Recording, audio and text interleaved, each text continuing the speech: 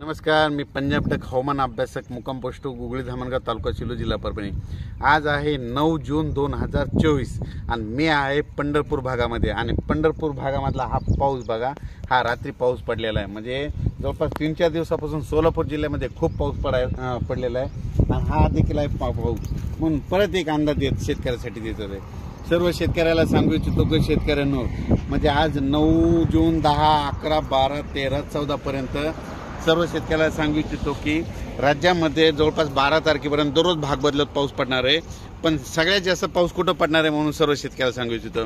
राज्यात सांगायचं झालं तर पाऊस नेमका कुठं कुठं पडणार आहे, सातारा, सांगली, सोलापूर, कोल्हापूर, पुणे, तसेच नगर जिल्हा, नाशिक जिल्हा, तसेच संभाजीनगर, बीड, जालना, परभणी, लातूर, धाराशिव, त्याच्यानंतर तो पाऊस सोलापूर, पंढरपूर या भागामध्ये म्हणजे 12 तारखेपर्यंत चांगला पडणार आहे म्हणून हा अंदाज लक्षात घ्यायचा।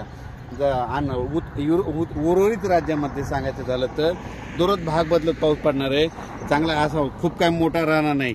शेतकऱ्याला एक सांगू इच्छितो, जर शेतामध्ये जर एकीत वर असले तर पेरणीचा निर्णय घ्या, नसा पेरणी करू नये म्हणून हे अंदाज सारखं लक्षात घ्यायचा। एकंदरीत परिस्थिती बघितली तर राज्यामध्ये 12 तारखेपर्यंत दक्षिण म्हणजे पश्चिम महाराष्ट्र, कोकण पट्टी आणि महाराष्ट्राचा दक्षिणेचा भाग या भागामध्ये सर्व पाऊस चांगला राहणार आहे म्हणून हा अंदाज लक्षात घ्यायचा। राज्यात सांगायचं झालं तर नंतर 14च्या नंतर परत राज्यामध्ये 15, 16, 2-3 दिवस थोडी विश्रांती राहील, पण 18, 19च्या नंतर परत राज्यामध्ये पाऊस येणार आहे म्हणून हा अंदाज लक्षात घ्यायचा। सर्व शेतकऱ्याला सांगू इच्छितो, शेतकऱ्यांनो, शेतात पाऊस पडल्याच्या नंतर जमिनीमध्ये एक ओल असले तर पेरणी करायला काही हरकत नाही।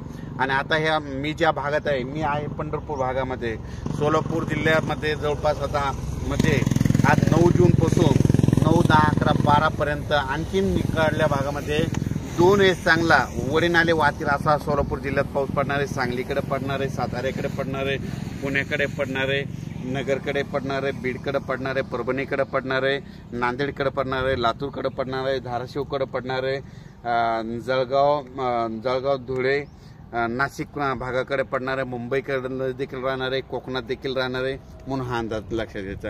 पण राज्यात हा पाऊस पडायला सगळीकडे सर्वदूरचा नाही, भाग बदलत पडायला आहे। म्हणजे 2 दिवस या भागात पडतो की 2 दिवस दुसऱ्या भागात पडायला आहे म्हणून सर्व शेतकऱ्यांनी हा अंदाज लक्षात घ्या आणि जमिनीमध्ये ओल पाहूनच शेतकऱ्यांनी पेरणीचा निर्णय घ्यावा।